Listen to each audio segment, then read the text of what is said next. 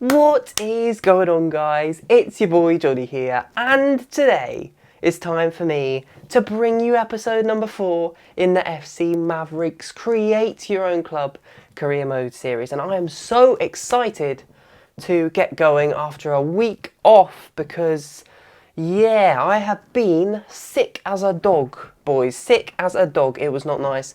I don't know what it was. It wasn't the big C, but it was horrendous. Like, if you would have heard me talk for the last week, you wouldn't have understood me. But anyway, back to the career mode. As of the beginning of this episode, we are sitting down in the relegation zone. We haven't even got an in-game win yet, and it's about time for us to correct that abysmal record. And we've got lots of games coming up in this episode, which I actually recorded while I wasn't feeling that well. So I'm going to do a bit of a voiceover, but we're going to plough through the games like a flipping combine harvester today. So let's get right into it. So the first match on our sort of list was Barnsley, another relegation threatened team. And the team that we were going to go with, as of this moment, was our strongest team. I think I just wanted to check the other fixtures to make sure that I shouldn't be resting any players with bad stamina. But then I also apparently decided to quickly look at the table. Sorry, this is really annoying. Jumping around all over the place. So I think I'm about to go to team management, but I wouldn't hold my breath. Oh, okay, no, we're simming the match. Okay, well, the match got off to a pretty quick start, as I remember it. Us in orange going from left to right. We had a couple early chances, which were saved by their keeper pretty tremendously. But we had another quick chance in succession there. I think, yeah, they just kept coming. I was amazed. I thought this was going to be another one of those games where we just can't score to save our lives. But then Felix Agu, the new signing in the last episode, stepped up and gave us the goal to put us into the lead. But there's still loads of time left in this game. Time to score more, but also time to concede. And we come really close there. Once again, their goalkeeper's having a blinder of a game, even though they are losing. So, yeah, it's nearly half time at the moment, and it jumps around a little bit. I know it's a bit annoying, but they had a few, or maybe one chance. I mean, that wasn't even a chance, to be honest, and it was getting towards the end of the game, and I just wanted to hold on to the clean sheet. I would have given anything to hold on to the clean sheet at this point. And it looked like we might have scored one more on a couple of occasions, you know, prevented me having a heart attack, having to go only one goal up for the whole game. But I decided to make some substitutions, which included Callahan and Vickers for Davis and Peter Plant. And I was considering, I think I brought Perkins in to give a bit more fresh legs at fullback. Then I went very defensive. I tried to make all our players drop back. I didn't do it too badly, to be honest. I've learned in FIFA you get punished if you like put drop back and put the depth really deep. I don't know what. It's just some sort of karma. You always seem to concede straight away. But I was being very careful. And 80 minutes in, I was hopeful that we might just get another goal. But, you know, that hope was thwarted pretty quickly. I mean, we had lots of chances. So I decided we are not going to risk it for no biscuit. We are going to step in and make sure that we get the win. But the question was I a bit overconfident? And as you can see here, Barnsley were having a nice attack right near our box with less than a minute to go on normal time. But we win the ball back. We look to charge up the pitch.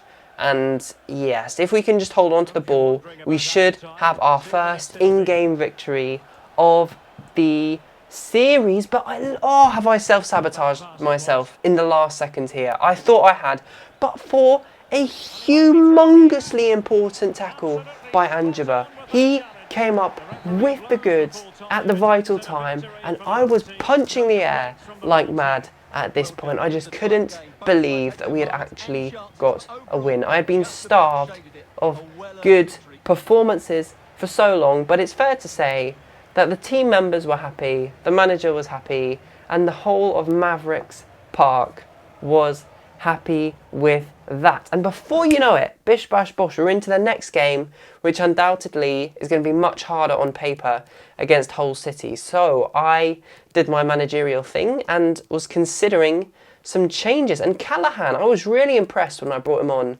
in the previous match. So I was considering whether I was going to bring him into this game, and I did for Leonard, because, you know, Leonard, 30 years old, his stamina was not that good.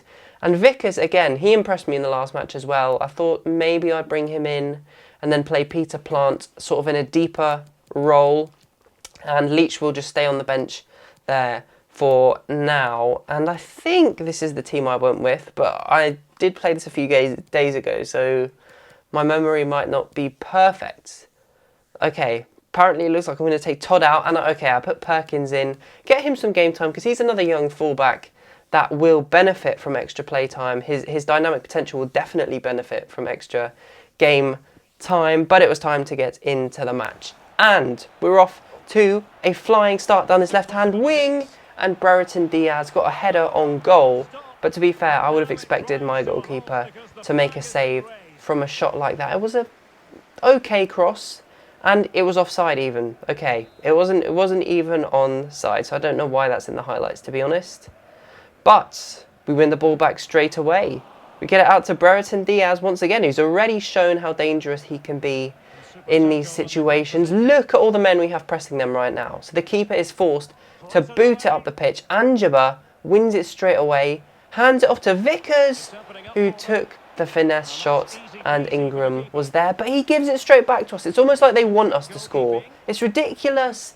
And Davis comes unbelievably close. I believe this replay will show you that that was actually a lot closer than it looked at the first instance. But we didn't get downhearted. We waited for another chance, and Davis had a beautiful chance there, but he blasted it straight at the goalkeeper, which was very disappointing. And yes, it's not like Hull City weren't going to have any chances either, and I was praying that our defence was going to be able to hold up, but they got into some really dangerous position, and what a finish. I mean, that is a blast of note in to the top corner.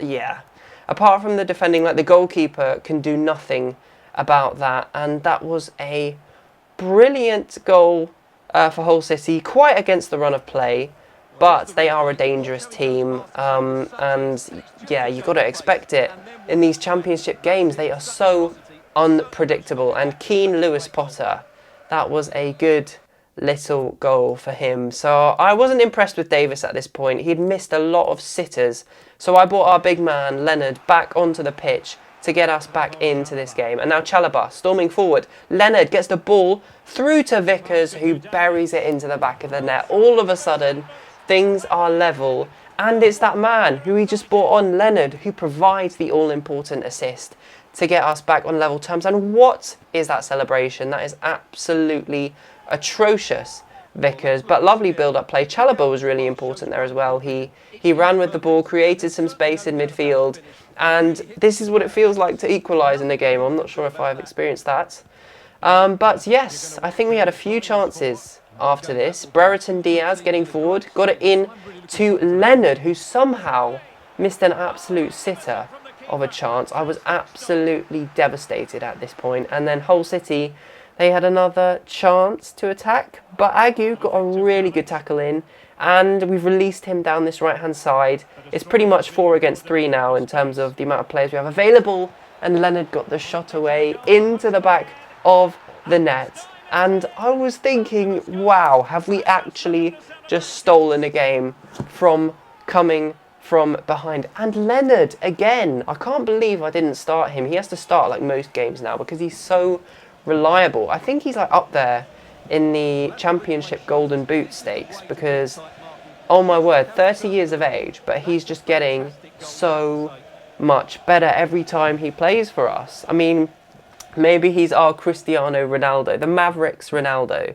But anyway, once again, look at karma hitting me. I'm thinking, usually as I do, very defensively, oh, we need to bring a defender on to shore up our defence and make sure that we don't concede again. But what happens about 2 seconds after I make this change?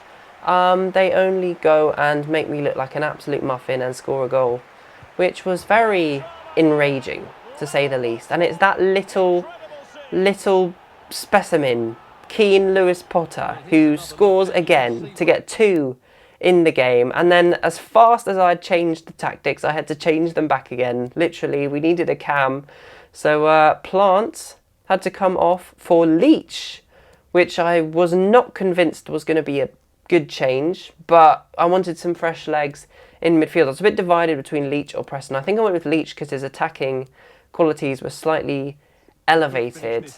And if there's going to be a chance in this game, there's going to be like 1 more, maybe 2, I'm not sure. But there, that man Leach wins the ball back for us in midfield. Can we do anything with this attack now? We get it out to Callahan on the right wing, and who's in the middle but Leach to put it in the back of the net to clinch victory from the jaws of a draw. It was absolutely crazy scenes in my bedroom when this goal went in. I think all the neighbours had heart attacks because there was a lot of screaming. They must have been concerned, literally. And it's such a good finish as well. I can't believe that I ever doubted him. And by the way, I'm only just noticing now, but our kits, the whole kits and the Maverick kits are very similar. I don't know why I didn't use our away kit, but it doesn't really matter now.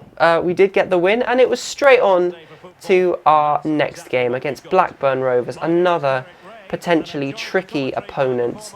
And I was not sure. I thought we were due for a defeat, to be honest. We'd won 2 in a row. It's about time that, you know, we got our quota defeat, if you know what I'm saying. But we did get a pretty early chance from the kickoff for Brereton Diaz, who hit the post. From point blank range. I could not believe it. But he was back on the ball again. Only 6 minutes later, he got it to Felix Agu, who got a beautiful cross in for Leonard, and we were on the score sheet once again with Mr. Leonard. He is such a beast, such a striking beast. If we're not careful, we're going to have like Premier League teams going to try come and pinch him away from us, but we're not going to be having any of that. But just, yeah, look at this cross as well. Agu deserves some praise. That was like pinpoint onto Leonard's head. He didn't even have to move, and he just directed it towards goal. But then Blackburn, they came storming into our box. They had a few chances, and I thought it was 1-1. I don't know how Dolan missed that. That was an absolute sitter. Like, the CPU scores those every day of the week. I don't know whether he'd had some tequila or something before this particular game. But then we had another chance with Chalobah, who's not the most renowned finisher. And yes, that came to trumps in this effort, which I thought looked pretty good and pretty acrobatic on the replay. But the keeper seemed to be pretty anticipatory of what was going to happen. But we got a corner straight away towards Anjaba, who missed the header. But it fell nicely for Vickers. We get it back to Anjaba. Vickers once again takes the finesse, and oh my word, he hits the post and it nearly rebounds to Leonard. But the keeper somehow manages to snaffle it up. But Todd looks like he's won it straight away. Is this going to be yet another shot on goal coming? And the cross was a bit hopeless. But Leach, the man, the hero from the last game, back on the ball. He's storming towards the box. He crosses it in. And how has Vickers missed that? But he intercepts it again. This is actually crazy. What was going on with the CPU? This is meant to be legendary difficulty. It felt like I was playing on toddler's difficulty. And Brereton Diaz missed, and at this point I just wanted to cry because I thought we were never going to score again. So many chances at once, and how did Blackburn miss that? I mean, if I thought that first one was a sitter, that was an absolute dolly. How? It just doesn't make sense. And, well, it's the second half now. They stormed into our box yet again. This was not an uncommon sight, and I'm not sure, but I think maybe this time they actually score. Yes, they do. I'm still having flashbacks. That was so enraging. If we looked at the match stats at halftime, we'd had something ridiculous, like 9 shots on target, and we'd only had 1 goal. And then all that work undone with one piece of one piece of bad defending, but we made a couple of changes. I didn't even see who they were because that was very quick. But we're on the attack. Brereton Diaz passes it into the box for none other than Leonard. Leonard, my boy, can you just stop showing everyone up? Can you stop embarrassing like every other striker that exists in world football? You're just so amazing. He's such a gem. I am so grateful to the FIFA 22 authorities for allowing me to have him in my team. Oh, that's ridiculous. But yeah, anyway. But Blackburn tried to attack there, but our defending seemed pretty on point in this last bit of the game. And Callahan, I think we must have brought him onto the pitch in that change that we saw just now. Brereton Diaz up to Leonard. This looked like a promising attack. Back to Leonard. Out to Agu, I think. He's going to get a cross in.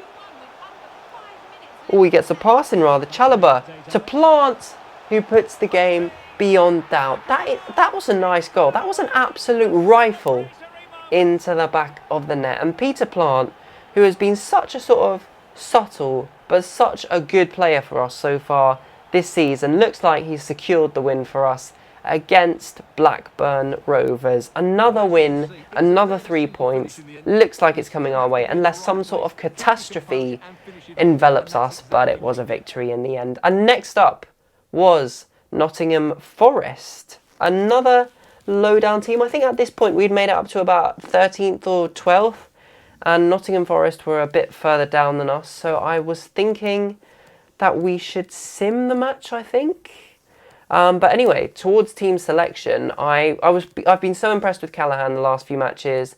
I just thought he had to start. He's just been so impressive overall, and we did get the win on the quick sim, which was nice.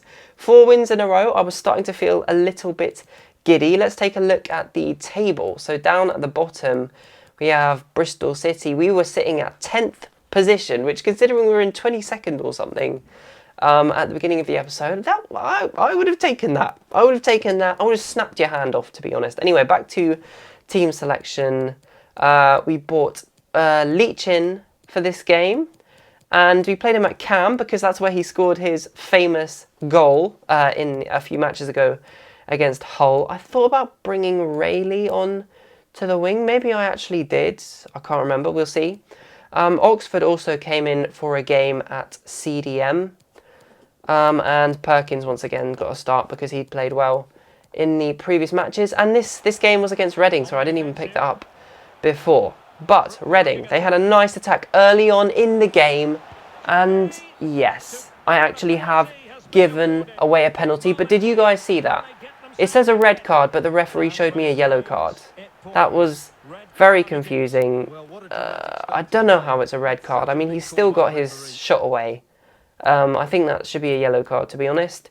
But Agu's off the pitch. What can you do? We made a change really early on. We had to bring Todd onto the pitch. And then I thought at this point, we shouldn't risk it. We need to bring our best guns onto the pitch. So Callahan, our go-to man with Leonard in these last few games, came on to the pitch. A double change only 7 minutes in meant that we only had one substituzione to make later on in the game. But anyway, back to saving this penalty.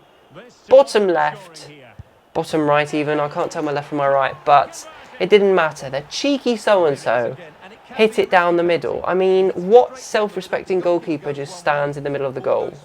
It's probably quite a clever strategy, to be honest, but I was seriously worried we were going to go 2 down. Literally, they had so many attacks, attack after attack. They were looking dangerous as you like. And did you see how we just went round Todd there? Like he wasn't even there. But Austin, yet again, who got a really good save in just before that penalty. And by the way, Danny Drinkwater plays for Reading in this save. That is mad things. That is mad things. But finally, it was our turn to get a bit of an attack in. And Chalobah found Brereton Diaz, who missed like from 2 meters away. I don't even understand how that's a talent to miss the goal from so close. It's honestly, wow, that's special. But we had another chance, just soon after, sorry, and that was such a beautiful goal. It's such an aesthetic goal. The little finesse shot around the keeper, and that man who we brought on in the 7th minute after the red card ends up levelling things up nicely, literally seconds before half-time. Look at this finish.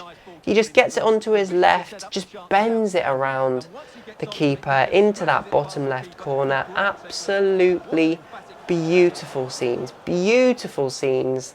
The keeper was left stranded and the Reading fans were a bit angry behind, but our number 10 got us back into the game, which was important. But just after half-time, looked like we had seized the momentum and Peter Plant had a shot on goal. Once again, 2 goals in 2 games that we actually played, if you get what I'm saying. 2 goals in 3 games overall. Peter Plant is showing that he's actually a very valuable player for us, showing up with key goals at the key moments just when we need them. So I was pretty chuffed with that, to be honest. I was very chuffed, in fact. It was a nice goal. It was a nice goal.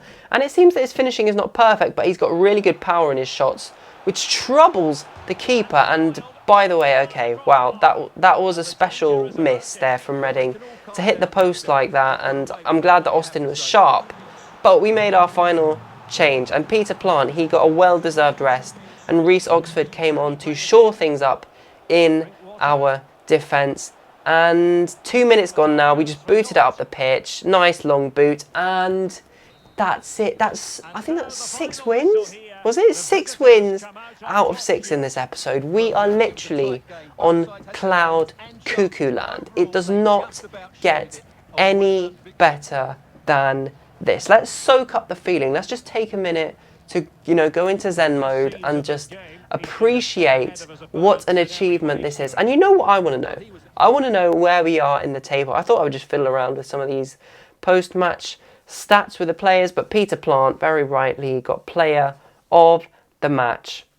And some other results were happening in the Championship, and it wasn't even long enough for me to read it. But down at the bottom of the table, we have Barnsley, Derby County and Huddersfield. You see that? We're not even anywhere near there anymore. Those days are past. We are now in 7th position, 1 point off the playoff positions, and only 4 points off, 5 points off the automatic promotion spots. That is absolutely amazing. Doesn't even encapsulate how superb that is. But I thought I'd go through some of the players who have improved. James Harding has gone down 2 overalls, which is not ideal. We might need a new centre-back in January. Peter Plant has gone up by 1 overall. Brereton Diaz as well, up by 1 overall. Only 22 years of age. Kyle Callahan, I think he was the best, up by 2 overalls. Jamie Leonard at 31 went up by 1 overall. And also we had some contracts running out, so I just went through them and sort of negotiated them to ensure that we don't have any of our important players running out. And other players I also renewed because I'd rather sell them than lose them for free. But anyway, guys, I think that is it for this episode. What a roller coaster. It's not even a roller coaster. What an absolute amazing experience to win that many games at once. It was awe-inspiring. That's all I can say. Some nice little news articles here about our team. We just keep winning. That is so true. 6 wins in a row. That is a record. I'm gonna get a big, certificate, hang it on my wall over there. 6 wins in a row at Mavericks FC, because that is really an achievement. And there you have the picture of the beautiful goal by Callahan against Reading. But anyway, guys, of course, thank you so much for watching along today. It's been a pleasure, as always, to FIFA with you once again. Until the very next time.